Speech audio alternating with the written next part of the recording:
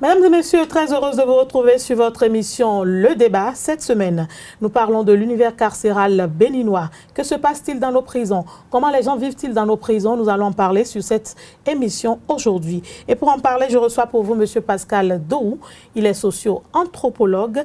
C'est Dr Pascal Dohou, pardon. Il est socio-anthropologue. Il est spécialiste de la sociologie carcérale. Monsieur Dohou, bonjour à vous. Bonjour, madame. Vous allez bien? Ça va. Qu'entend-on déjà par univers carcéral? Merci, madame. L'univers carcéral, c'est cet espace où sont détenus, où sont placées des personnes supposées dangereuses à la société, tout simplement. Des personnes qui, à un moment donné ou à un autre, ont eu à commis des ne pas respecter la loi. Voilà. D'accord. Voilà. Et quand on prend l'univers carcéral béninois, quels sont les problèmes qui se posent dans cet univers-là? L'univers carcéral, d'abord, c'est général à toutes les prisons d'Afrique. Celle du Bénin en particulier, si je dois revenir sur le cas du Bénin, et il faut retenir que au Bénin, nous avons 10 prisons. Donc, si on voit de près, on constate que le problème qui est généralement indexé, c'est la surpopulation carcérale. Il y a beaucoup de monde dans les prisons. Il y a beaucoup de monde dans les prisons. Et déjà, en ce qui concerne la prison civile de Cotonou, la principale, voilà, vers les années 2003 et 2013-2014, il y a eu des engorgements de la prison civile de Cotonou. On a diminué l'effectif. On a diminué l'effectif et qui est envoyé à la prison civile de Calavi. Calavi. Voilà, pour résoudre un peu le problème d'effectif. De surpopulation. En plus du problème de la surpopulation, nous avons le problème également de l'alimentation.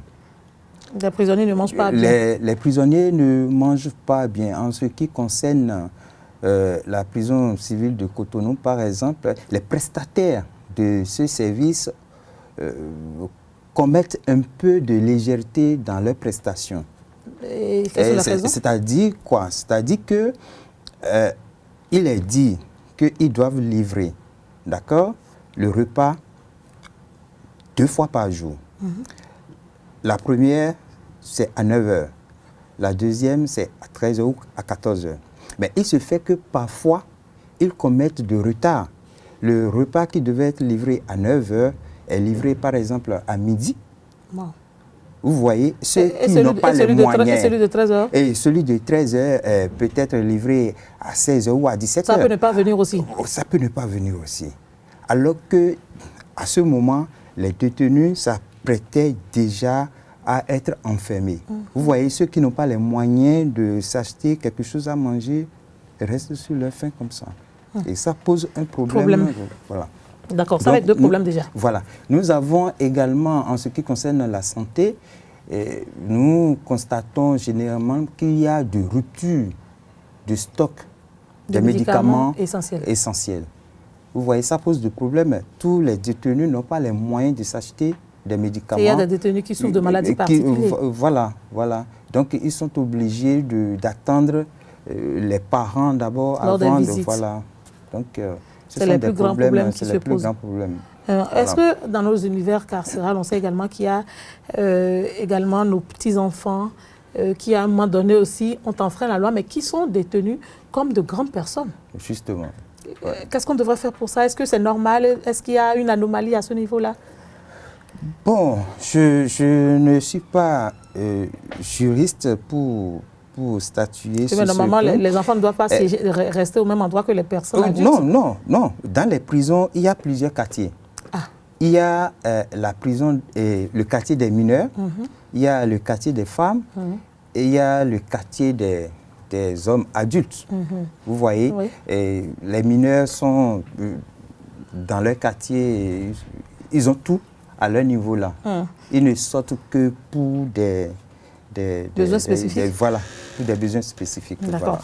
Puisqu'on parle de quartier, les problèmes que vous avez évoqués tantôt, la surpopulation, les problèmes d'alimentation, les problèmes sanitaires sont réservés à toutes les catégories de détenus, aussi bien les femmes, les enfants. Voilà. D'accord. Je voudrais bien qu'on aille étape par étape. Voilà. Quand on prend par exemple le quartier des femmes, quels sont les problèmes qu'elles rencontrent? Surtout quand c'est des femmes qui ont des enfants sur elles, qui sont mariées avant d'avoir commis ces impairs-là. Oui. En dehors des problèmes cités, il y a le problème d'hygiène, d'assainissement. Et compte tenu de l'exiguïté des lieux, il y a ce problème de promiscuité, ce problème de partage d'intimité. Donc, les femmes détenues ont ce problème-là également en dehors des autres problèmes. Donc la surpopulation est encore à ce niveau. Est encore à ce niveau. Même si je prends le cas de la prison civile de Cotonou où l'effectif varie de 14 à 16, 17 ou 19 ou par plus. Par cellule? Donc, en général. Dans leur quartier, ce n'est pas qu'il n'y a pas de problème à ce niveau-là aussi. Pourquoi? Parce qu'il y a certaines personnes, certaines femmes qui ont un peu de l'énergie débordante.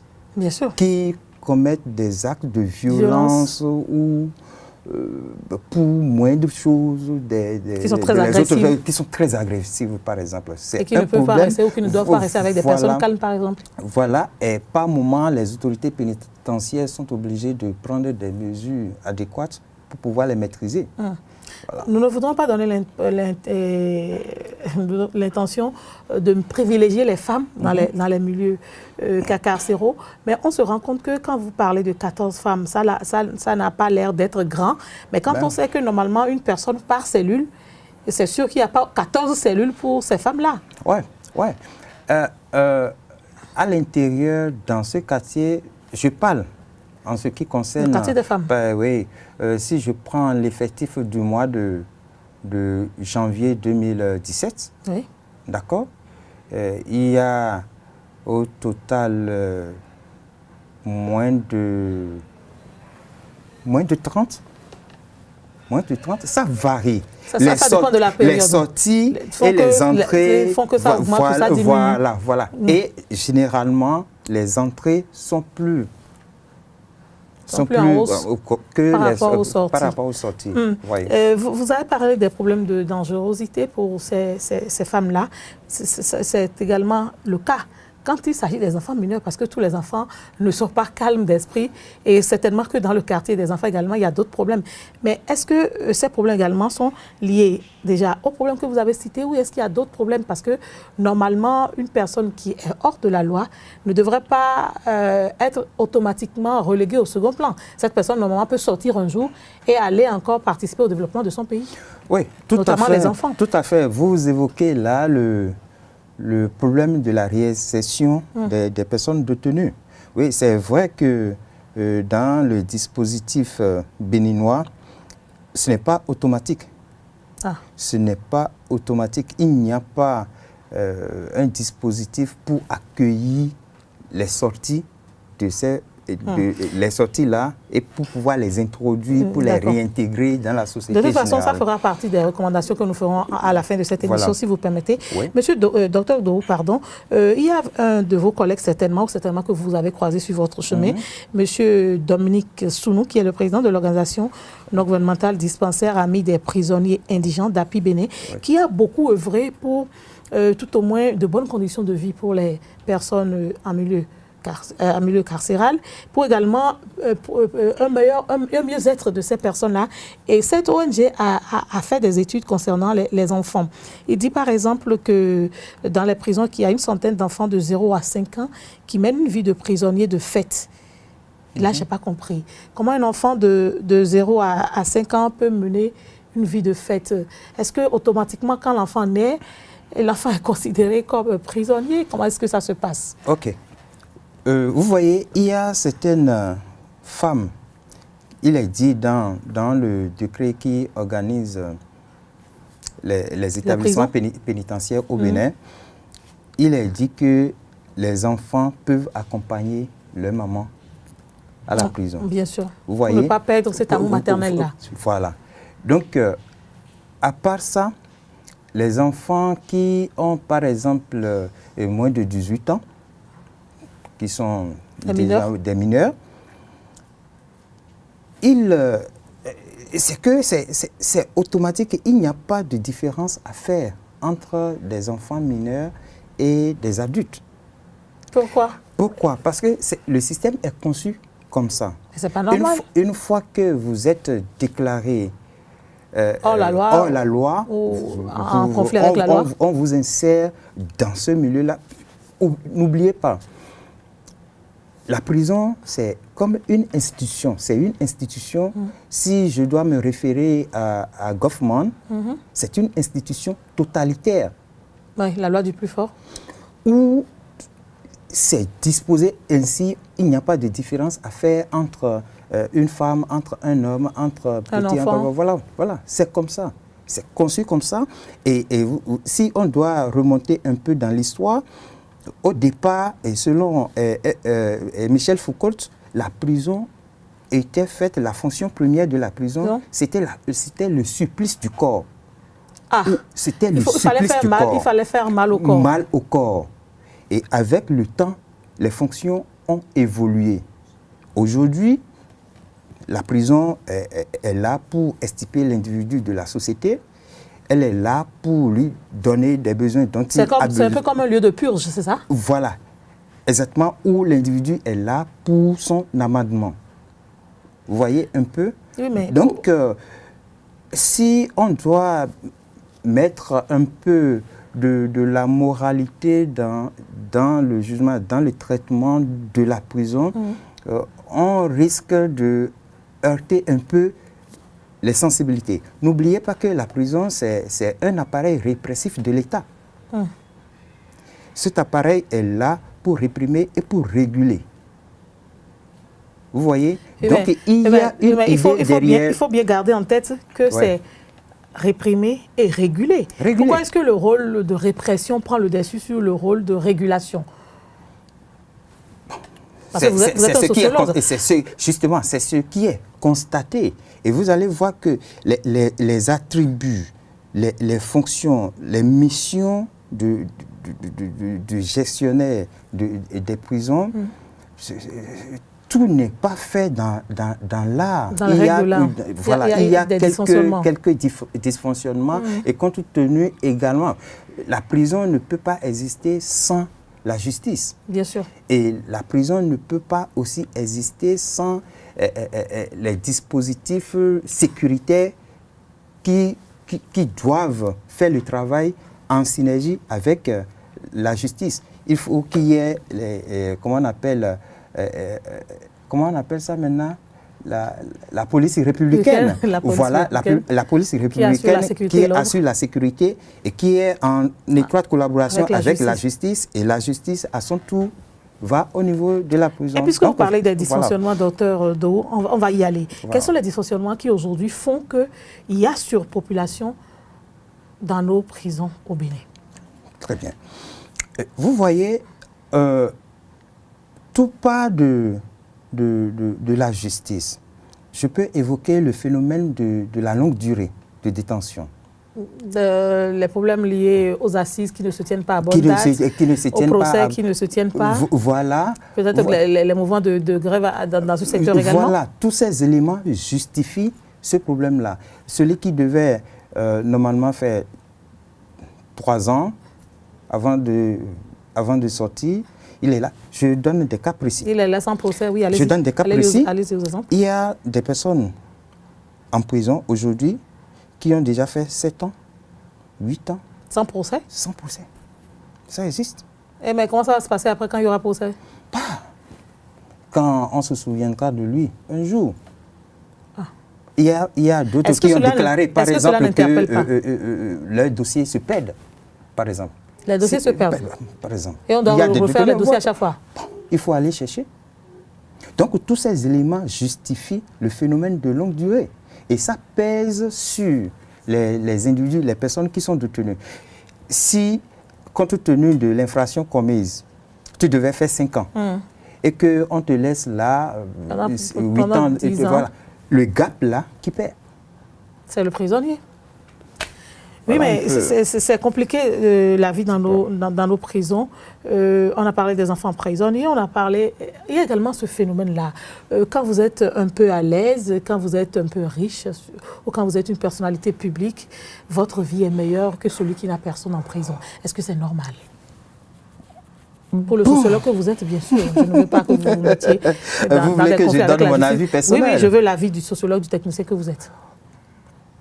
Vous voyez, dans la société, il y a des riches, il y a des pauvres, c'est comme ça. Oui. La société fonctionne comme ça. Et également, dans la prison, nous constatons qu'il y a une partie qui est réservée aux indigents. Il y a d'autres qui sont réservées, des parties qui sont réservées aux personnes ayant un peu les moyens, et il y a les top. C'est une graduation. Voilà, c'est une graduation. C'est comme ça. Et c'est compte tenu de tes moyens qu'on te placera dans tel ou tel lieu. Ben, est-ce que je peux dire que c'est... Bon, ça fait partie de la vie, hein.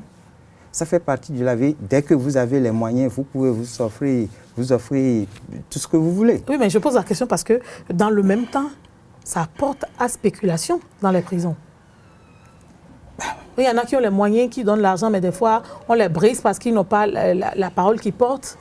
Oui, ça fait partie de la vie. C'est tout un ensemble d'éléments qui justifient le maintien des personnes détenues en prison. Et il y a d'autres qui ont des stratégies, qui développent des stratégies pour pouvoir survivre. Puisque à l'intérieur de la prison, il y a 2 choses. Il faut que vous existiez et il faut également que vous puissiez sortir de là vivant. Voilà.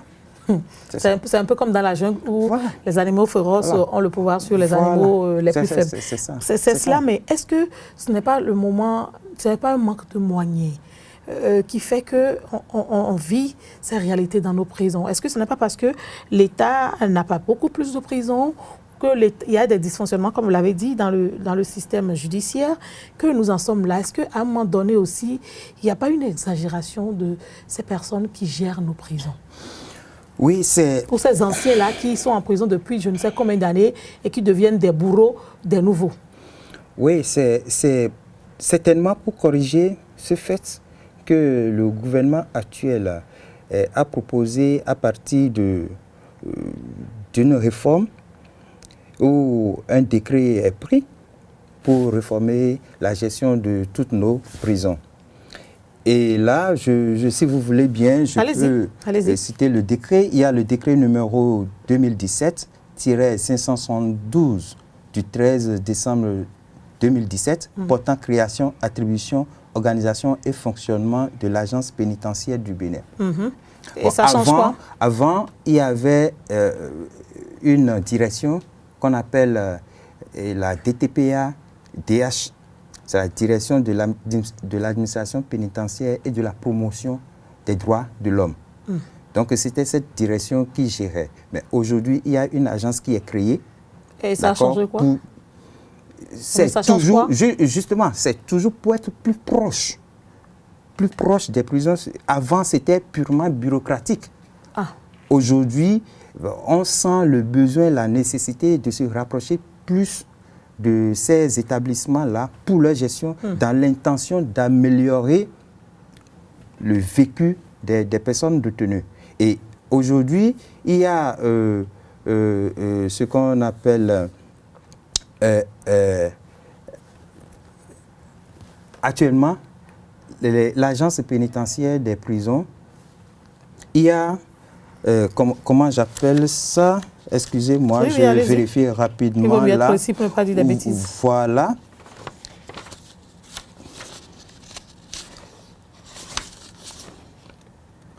Voilà. Donc, je disais que l'agence pénitentiaire s'est organisée de telle sorte que cette agence a un conseil d'administration à son niveau, qui prend des décisions que l'agence même exécute. Vous voyez? Vous pensez que ça permet une meilleure gestion? Je pense qu'avec ce fonctionnement, cette organisation, ça peut aller, ça peut permettre de résoudre un tant soit peu les problèmes connus jusque-là. Puisque cette agence est également en étroite collaboration avec la justice pour que les juges qui sont en charge de différents dossiers puissent veiller au traitement régulier de ces dossiers-là. Puisqu'il y a des gens, parce que un juge qui a à lui seul à 1000 dossiers ou bien à 500 dossiers sur sa table. Il est débordé parfois, il est surchargé. Et l'État aussi a pensé au recrutement de ces juges. Je crois que dernièrement, l'année passée ou bien au début de cette année, il y a des greffiers qui ont été recrutés, il y a des concours de juges qui ont été passés. Et autres. Là, c'est toujours dans l'intention de résoudre ces problèmes. Oui, docteur Dou, permettez-nous d'insister véritablement sur ces questions-là. Nous posons la question parce que nous savons que vous êtes allé au contact de ces milieux pénitentiaires, que vous y avez travaillé. Et certainement, vous avez vu des dysfonctionnements. C'est vrai que vous avez dit qu'il y a des réformes, mais pour le sociologue du milieu carcéral que vous êtes, au-delà de ce que peut-être le gouvernement va faire, qu'est-ce que vous pensez qu'il faut véritablement corriger dans nos établissements pénitentiaires? Ok. Vous voyez, on ne peut pas créer, inventer quelque chose. D'accord? On ne peut que faire ce qui doit être fait. C'est-à-dire, il faut que la justice, d'accord, fasse son travail. Okay. Il faut que les autorités, c'est-à-dire le régisseur, le gardien-chef, le CB, les gendarmes qui sont... Toute l'administration pénitentiaire joue également son rôle. Puisque les personnes qui sont là, elles ne sont pas toutes des criminels. Des criminels, bien sûr. Elles ne sont pas toutes Tant qu'ils ne sont pas jugés, ils ne sont pas des criminels, ils sont présumés coupables. Voilà. Il faut que l'État donne des moyens nécessaires à la gestion de ces prisons. On ne peut pas comprendre que dans une prison, tu n'as pas la possibilité de sortir. Tu as un problème de santé. Tu vas à l'infirmerie. Qu'on ne puisse pas te soigner. Qu'on ne puisse pas te soigner. Tout au moins apporter les premiers soins. Les médicaments essentiels n'existent pas. Ça pose un problème. C'est des problèmes à régler. C'est des problèmes à régler. Et dans ce cas, qu'est-ce que tu fais? Tu n'as pas les moyens. Tu subis. Tu subis, tout simplement. Et c'est difficile d'accepter ça. Voilà. Moi, il y a un problème qui me préoccupe souvent quand on parle de nos prisons au Bénin. Est-ce qu'un avocat, pour défendre une cause, doit toujours attendre de l'argent pour défendre? Parce qu'on sait que tout le monde n'a pas les moyens de se trouver un avocat. Malheureusement, ça se voit, c'est constaté. C'est constaté où, faute de moyens, l'avocat le conseil peut laisser le dossier, tout simplement. Mais est-ce qu'on ne va pas revoir la manière dont chacun travaille dans cette chaîne de justice-là, qu'on y mette un peu plus d'humanité, que l'argent ne soit pas tout? Il faut aller questionner notre conscience collective. Là, vous parlez à la société. Voilà. Il faut aller questionner cette conscience collective pour que chaque acteur qui intervient dans ce système prenne conscience. Puisque la prison, ce n'est pas pour les autres. La prison, c'est pour tout le monde. À tout moment, chacun peut s'y retrouver. À tout moment, on peut se retrouver en prison. Pour une raison ou pour une autre. Pour une raison ou pour une autre. Donc, celui qui se sent fort aujourd'hui peut se retrouver d'ici à là. Dans cette position voilà, c'est comme ça. Donc, en le faisant, il faut qu'on prenne conscience que un jour, moi-même, je peux me retrouver là et que c'est quelqu'un d'autre qui prendra en charge mes besoins. Pour le sociologue que vous êtes, docteur Dou, j'insiste là-dessus pour que les internautes puissent comprendre que véritablement, c'est quelqu'un qui a pratiqué le milieu, qui en parle. Est-ce qu'à un moment donné, la société elle-même n'a pas fui ses responsabilités? La société, la famille, si vous préférez. Bon, vous savez qu'une personne qui est détenue, il y a plusieurs choses qui se passent après. Vous savez que quand vous êtes détenu, votre famille peut recevoir des coups.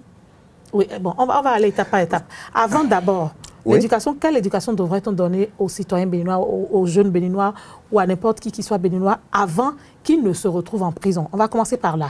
Et si cette éducation arrivait à manquer ou que cette éducation était donnée, qu'est-ce qu'on pourrait faire au moment où on a un parent qui se retrouve dans cette situation? Ça fait la deuxième étape. Et enfin, la troisième étape, voilà qu'il est resté en prison, il est sorti. Comment est-ce que la société devrait pouvoir l'accueillir? Voilà les trois préoccupations que j'ai. OK. Vous voyez, dans la prison, avant de se retrouver en prison, il faut dans l'éducation qu'on donne au quotidien à l'enfant. Voilà. Il faut avoir commis des infractions. Il faut être en déphasage avec les normes sociales. Il faut être considéré d'abord par la société dans laquelle tu es comme un déviant. D'accord? Mais qu'est-ce que la société devrait faire pour ne pas en arriver là, pour que l'enfant ne soit pas un déviant? Ben, c'est ce que vous connaissez. L'éducation, voilà. À l'éducation. À l'éducation. À l'éducation. Insister L'éducation sur les de base. Les valeurs, les normes de la société qui sont partagées. Il faut faire un effort sur soi pour pouvoir respecter ces normes, ces valeurs. Si vous le faites, il serait un peu difficile, même si vous devez vous retrouver là-bas, au moins vous êtes conscient que vous avez fait ce que vous devez faire. Donc, en termes plus clairs, chaque parent doit donner au maximum l'éducation qu'il faut à son enfant. L'éducation qu'il faut. Maintenant, vous vous retrouvez là-bas, il faut que les parents prennent conscience que celui qui est de l'autre côté, c'est un parent, il faut l'assister. Oui, mais là, à ce niveau, un problème se pose. C'est pourquoi je dis que chaque acteur doit prendre conscience du phénomène. Oui, quel problème? Je donne un exemple très simple. Dans la prison, vous savez qu'il y a des activités génératrices de revenus qui se font. D'accord? Vous êtes un parent. Vous voulez visiter votre parent qui est détenu. Vous apportez 2 boîtes de tomates, 2 pains de savon Palmida, par exemple, 2 œufs. Vous voulez rentrer avec, on fouille, on dit, je vais faire passer un seul œuf. Bon, les Palmida, ça se vend à l'intérieur, donc vous ne pouvez pas faire entrer. Dans ce cas, qu'est-ce que vous pensez que celui qui est à l'intérieur fasse? Il n'a pas les moyens pour pouvoir s'acheter un pain de savon Palmida. Là, vous parlez de la spéculation à l'intérieur des prisons. Vous voyez, donc c'est pourquoi je dis que chacun doit prendre conscience, d'accord, de son rôle. Sinon, ça posera toujours de problèmes. Ça posera, même si l'État prend des décisions salvatrices, ça ne portera pas tant que chaque individu, chaque acteur qui est appelé à jouer un rôle dans le système ne joue pas son rôle. En fait, ce que moi j'insiste, docteur Dou, sur en fait notre comportement psychologique. Parce qu'à un moment donné, quand vous vous retrouvez en prison, il y a des parents qui sont déçus parce que malgré l'éducation reçue, l'enfant a commis un erreur pour se retrouver dans cette situation. L'enfant ou le parent, si vous préférez. Et donc, la famille se dit, moi, je ne lui ai rien demandé, je m'en lave les mains. Ça, c'est un premier exemple. Il y a un autre exemple où la famille, malgré la douleur, malgré le choc, dit, je vais accompagner. Et demande à ce que l'enfant ait de bons comportements ou que le parent ait de bons comportements en prison. Malheureusement, comme c'est une jungle où chacun doit se défendre, à un moment donné, l'enfant peut avoir une réaction qui ne va pas l'arranger et il va se retrouver encore dans des conditions plus difficiles. À ce moment précis, qu'est-ce que la famille devrait pouvoir faire? Tenir bon, continuer de le soutenir ou lâcher? Parce que ça tue plus que de vivre ou de manger en prison. Hein? Oui, vous savez, ce que je dis, ça va au-delà de ça. C'est qu'on doit appréhender le phénomène dans son état holistique. On ne peut pas analyser un élément en l'isolant des autres éléments. Tout est relié. L'enfant qui est, si vous permettez, je crois que c'est... en conflit avec la loi? Oui. Non, j'allais même évoquer une citation de Jean-Jacques Rousseau qui dit « L'enfant naît bon, mais c'est la société qui le corrompt ». Cet enfant, il est bon. je suppose qu'il a commis une infraction, il se retrouve de l'autre côté. Mais à l'intérieur, il y a ce que nous appelons ici le phénomène de la socialisation. Bien sûr, il faut s'habituer au milieu. L'enfant revient, l'enfant vient et se resocialise. Il se retrouve dans une nouvelle société, dans une nouvelle culture différente de celle qu'il avait reçue. Donc, il se resocialise, il apprend des choses. Et cet enfant qui peut-être devait faire quelques jours, fait une longue durée, ça veut dire qu'il a pris l'habitude d'apprendre beaucoup de choses. Cet enfant, quand il va ressortir dans la société générale, il ne peut que mettre en application ce qu'il a appris en prison. Ce qui fait qu'il y a certains enfants qui se retrouvent chaque fois en prison, les récidivistes, par exemple. Vous voyez? Donc, ce n'est pas un problème de la famille. La famille accompagne, la famille fait ce qu'elle peut faire. Si l'enfant même ne prend pas conscience de son état, de ce qu'il est, de ce qu'il veut être, de ce qu'il doit devenir, de ce qu'il doit changer, ben, la famille fera ce qu'elle peut faire. Voilà, il devient irrécupérable. Et on en a plein. On en a plein. Il y a parfois certains, on veut les libérer, ils refusent. Et récemment, il y a de cela 2 mois ou 3 mois. Il refuse de sortir de prison. Il refuse de sortir de prison parce qu'il a trouvé le milieu vivable. Pour lui. Et il se dit peut-être que quand il va se retrouver dans la société générale, ce sera une autre corvée pour lui. Il y a d'autres qui font 1 semaine, 2 semaines et ils reviennent. Ou bien ils disent à leur co-détenu, il ne faut pas gâcher ce que j'ai laissé là, je reviens bientôt. Et vous le trouvez, il fait 2 semaines, 3, il fait tout pour revenir. Est-ce que cela n'interpelle pas la société? Est-ce qu'il n'y a pas quelque chose qui n'a pas marché à un moment donné? Oui, c'est que... Jusqu'à ce que le détenu devienne comme ça? Il faut que dans nos prisons, il y ait ce qu'on appelle... Un accompagnement? L'accompagnement psychologique. Il n'y en a pas. Vous n'avez pas remarqué? Il n'y en a pas. On vous jette là, c'est fini. Bon, il n'y en a pas. C'est quoi l'excuse des autorités? Personne ne veut venir les accompagner ou l'État n'a pas les moyens d'en avoir? L'État n'a pas les moyens de le faire. Et ce que j'ai remarqué, c'est que quand il y a programmation d'assises, il y a un psychologue qui vient, qui un psychologue qui n'a jamais accompagné, mais qui vient pour ça. Non, qui vient uniquement pour ça, pour préparer ceux qui doivent aller aux assises. Uniquement pour cette période-là, c'est fini. Quand les assises finissent, c'est fini, il disparaît. Cela montre que l'État est fuyant. Mais est-ce que c'est pas manque de volonté? Fuyant, la famille est fuyante, la société est fuyante. Oui, mais est-ce que ce n'est pas le moment plus que jamais alors de pouvoir trouver des solutions? C'est là où j'insiste encore sur les solutions ou les recommandations à mettre en œuvre par chaque acteur de notre société, de notre État. Oui. Pour tout au moins trouver un palliatif au problème. C'est vrai qu'on ne peut pas tout régler si la personne, même le détenu, ne prend pas conscience, mais est-ce qu'on ne peut pas faire quelque chose d'abord? Parce qu'on sait que, excusez du peu, quand on est en Europe, quand on est dans les pays d'Amérique et autres, quelqu'un qui va en prison, il est tellement accompagné que beaucoup prennent conscience et ont envie de revenir dans la société générale. Il y en a qui ont envie même de suivre les autres pour dire oui, il nous a apporté un plus, on a envie de... Et quand ils reviennent dans la société est prête à les accueillir, à faire de bons citoyens qui sont prêts à vivre normalement. Mais chez nous, on ne voit pas cela. Est-ce que ça se passe là aussi qui fait que, oui, il y a des récidivistes?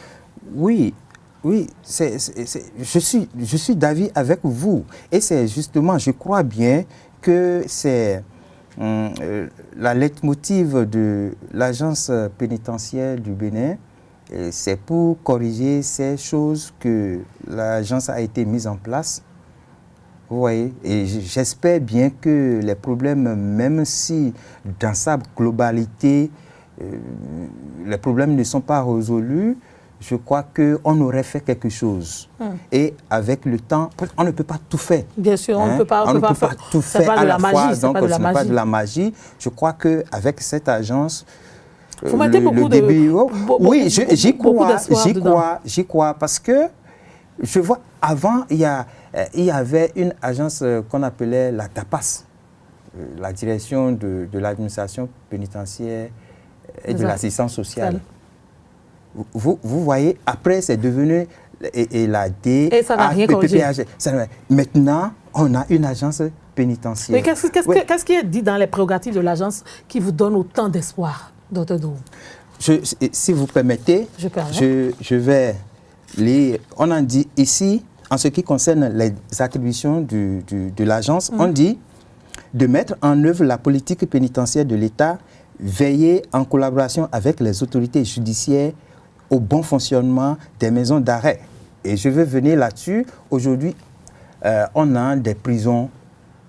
Avec cette agence, il y aura des maisons d'arrêt et des prisons. C'est quoi la différence? La différence, c'est quoi? Vous voyez, dans nos prisons, aujourd'hui, il y a ce qu'on appelle des prévenus, des inculpés, des condamnés. Tout est mélangé. Et c'est là où il y a un risque de socialisation dangereuse. Vous voyez, on va séparer ceux qui sont en attente de jugement, on va les séparer de ceux qui sont déjà jugés et qui doivent puger leur peine. Donc, il y a l'agence est là pour conclure et veiller à l'exécution des contrats relatifs aux constructions, aux réhabilitations et à l'entretien des maisons d'arrêt et des prisons civiles. Conclure et veiller à l'exécution des contrats relatifs à l'alimentation, aux soins de santé et au transport des détenus. Et quand vous dites cela et que cela vous réjouit, vous avez tantôt parlé des problèmes d'hygiène, des problèmes d'assainissement. Voilà. Ou, en fait, c'est pas un milieu où, rien que d'y penser, moi, je me sens pas très bien. Et pourtant, normalement, une prison, c'est un peu comme une chambre où on se repose, même si après, mais chez nous, on fait des besoins, on fait tout dans nos cellules. Ouais, vous pensez que ça va changer? Il y a de cela 5 ans, ce n'était pas ça. Donc ça s'est amélioré? Ça s'est amélioré. Ça s'est amélioré où les cadres, les bâtiments sont réfectionnés, où il y a plus de l'occupation d'espace. Avant, tout le monde, on s'agglutinait, les gens les uns sur les autres. Les autres. Il y en a même qui en sortent avec des maladies pas possibles. Voilà, vous voyez, donc ça s'est amélioré un peu. Donc petit à petit, avec l'avènement de cette agence, je crois que ça va changer quelque chose. Surtout qu'ils ont mis l'agence. Et l'agence est autonome, on a dit. L'agence est autonome. Est-ce que vous avez déjà constaté son autonomie? Parce que des fois, on dit c'est autonome, mais dans les faits, ce n'est pas autonome. Hein?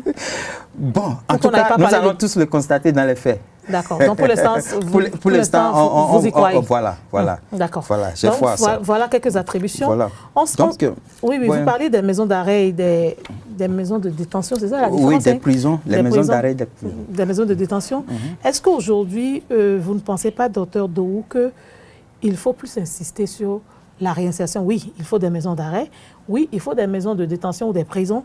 Mais il faut aussi des maisons de réinsertion où les prisonniers aient accès à des travaux d'intérêt général, fassent quelque chose ou réapprennent à vivre dans la société. Tout à fait. Tout à fait. Je suis d'avis avec vous. Et c'est ça qui manque et c'est ça qui constitue le grand problème. Vous pensez que le gouvernement en est conscient? Je crois bien que le gouvernement en est conscient parce qu'il y a des personnes qui sortent, qui sont dépaysées, qui ne savent plus, qui viennent d'un voyage et qui ne se retrouvent plus, qui ont perdu tous leurs repères. Et ceux-là, peut-être que dans le temps, ces personnes ont été abandonnées par leur famille. Bien sûr. Vous voyez, ils vont faire quoi? Elles vont faire quoi? Oui, mais dans le cadre de cette réinsertion-là, est-ce que l'État, oui, va jouer son rôle? Est-ce que la famille aussi doit jouer un rôle dans la réinsertion de ces personnes-là? Tout à fait.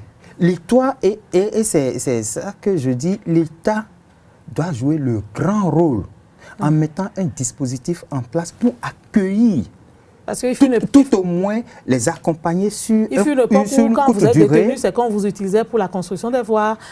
Mais aujourd'hui, ce n'est plus le cas. Aujourd'hui, ce n'est plus ça. Ce n'est plus ça. C'est révolu, ça. Pourquoi ne pas créer, je ne sais pas, un champ, je ne sais pas, un jardin où ces personnes vont travailler pour pouvoir se nourrir. Là, ça va permettre également un bon fonctionnement de ces cadres-là. On peut y penser. Je crois que avec cette agence, comme vous croyez, j'ai foi en cette agence qu'il y aura un changement. Il y aura un changement. Je ne sais pas, puisque ça vient de commencer, l'agence est en train de s'installer et on va essayer de l'observer. Qu'est-ce qui vous a poussé à faire à obtenir un doctorat en sociologie carcérale? C'est l'envie de changer quelque chose? Non, je peux vous raconter cette histoire. Je n'avais jamais mis pied en prison. Et la première fois, vous l'avez fait? Et un jour, je devais aller rendre visite à un parent. D'accord?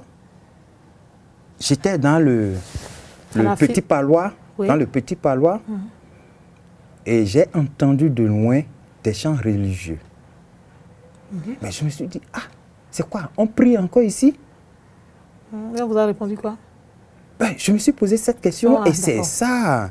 Et c'est ça qui m'a poussé à aller comprendre un peu qu'est-ce qui se passe. Comment ils vivent là-bas. Et c'est comme ça que j'ai continué, j'ai intégré ça dans mes études. Que ce soit ma licence, que ce soit la maîtrise, que ce soit le DEA, que ce soit mon doctorat, c'est tout ça. En fait, je pose la question parce que Zaï TV, c'est vrai que c'est sur Internet, mais c'est également une université du même nom. Et les jeunes qui se demandent qu'est-ce que je peux faire demain, quand ils voient un docteur qui est socio-anthropologue, qui est spécialisé dans le milieu carcéral, ça peut peut-être donner des envies et ça peut peut-être susciter des réflexions qui vont peut-être au-delà de ces débats que nous faisons pour pouvoir améliorer. Oui, il faut comprendre que la prison, c'est un monde à part où tout ce qui se fait là-bas est presque différent de ce qui se fait dans la société générale. Et c'est ça qui est ma curiosité. Pourquoi c'est comme ça? Oui, mais est-ce que quand vous avez fait vos recherches, est-ce qu'on ne peut pas faire un lien, une corrélation à un moment donné pour que celui qui quitte une société générale, pour cette société particulière qu'est la prison, et qui veut revenir, qui revient plus tard dans la société, ne puisse pas se sentir dépaysé, comme vous l'avez dit? Ça peut se faire ou ça ne peut pas se faire? Oh, ça peut se faire. C'est possible, ça peut se faire. Ça peut se faire dans la mesure où... J'ai l'impression que dans vos recherches, vous êtes arrivé il y a encore des inquiétudes sans réponse, c'est ça? Oui. Quelles sont ces inquiétudes? Je donne un exemple. Et quelqu'un reste 7 ans, 8 ans en prison. Peut-être qu'il a encore quelques membres de sa famille avec lui. Il sort, il a déjà perdu son job, il est rejeté, peut-être par la société, par ses amis, par tout le monde. Par tout le monde. Il doit refaire sa vie. Il doit reprendre sa vie. Il va refaire sa vie. Voilà qu'il n'a pas les moyens. Il n'a pas les moyens. Qu'est-ce qu'il doit faire? Vous voyez, c'est difficile dans ce cas-là. Donc, il faut que celui-là commence par se rechercher. Et ça prend assez de temps. Et s'il y avait un dispositif de réinsertion, même s'il avait des diplômes, vous savez, celui-là, il est déjà stigmatisé. Il est déjà étiqueté. Donc, il lui est difficile de s'insérer, de faire sa réintégration sociale. Vous voyez? Et c'est ça qui... Alors que s'il y avait un dispositif de réinsertion, ce dispositif allait l'accueillir, allait lui donner les éléments nécessaires pour s'adapter et reprendre. Et c'est justement ça qui constitue le grand problème. Et c'est ça qui justifie même la recrudescence du phénomène de récidivisme au Bénin. Voilà. Un dernier point avant qu'on ne quitte ce studio, Dr Dohou. Oui, il faut un mécanisme de réinsertion. Pour l'instant, ce mécanisme n'est pas là. Mais est-ce que, comme pour d'autres campagnes, quand on sait que le Bénin a adhéré à beaucoup de tests, de pactes et autres internationaux concernant la protection des droits de l'homme, est-ce que ce n'est pas le moment plus que jamais pour les hommes de médias que nous sommes, les techniciens que vous êtes, et même les organisations non gouvernementales, d'en faire un cheval de bataille pour sensibiliser véritablement sur la vie dans nos prisons pour changer quelque chose? Ok, merci madame. Et à ce titre, je vais vous dire que le laboratoire, l'arrêt de laboratoire d'analyse religion et recherche religion, espace et développement du professeur Dodi Amouzouri, dont je fais partie, est en train de réfléchir dans ce sens pour mobiliser autour d'une table et les différents acteurs qui participent dans la gestion des prisons, oui. des prisons, pour qu'on puisse réfléchir sur les problèmes et trouver ensemble des solutions pour le meilleur de nos parents qui se retrouvent de l'autre côté. Nous sommes à la fin de cette émission, Dr Pascal Dorou. Vous êtes socio-anthropologue, vous êtes spécialiste en sociologie carcérale. Merci. Vous nous avez dit pourquoi vous étiez allé dans ce sens-là. Vous avez envie de changer quelque chose dans votre société, ce qui est normal, ce qui est à votre actif. Aujourd'hui, qu'est-ce que vous avez à dire à ces jeunes-là pour qu'ils évitent de se retrouver en conflit avec la loi et qu'ils n'aillent mener cette expérience qui est souvent très douloureuse et irréversible pour chaque être humain? Okay. Merci, madame. Ce n'est pas seulement les jeunes, c'est tout le monde. D'accord. C'est tout le monde, puisque toutes les catégories se retrouvent de l'autre côté.